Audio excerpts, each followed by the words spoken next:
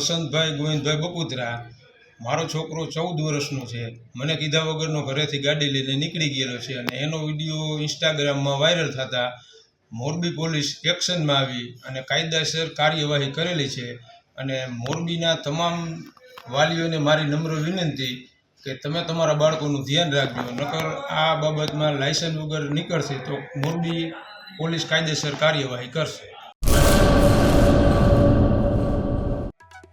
आर्य कन्या गुरुकुल करीब 90 एकड़ में फैले इस विशाल परिसर में कक्षा 5 से लेकर 12 तक निवासी शिक्षा के अवसर उपलब्ध है।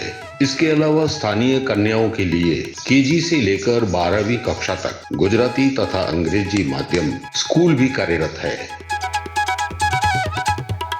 हर प्रकार के खेलों में भी यहाँ की बालिकाएं निपुण हो, इसका ध्यान रखा जाता है। यहाँ कन्याओं को वेदों के प्राचीन मंत्रों के संस्कारों के साथ विज्ञान और टेक्नोलॉजी से जुड़ी आधुनिक शिक्षा दी जाती है। बालिकाओं को विभिन्न कलाओं में पारंगत बनाने के साथ संस्कारों का सिंचन इस गुरुकुल की विशेषता है। आर्य कन्या गुरुकुल पोरबंदर में एडमिशन के लिए संपर्क करें 8258040404।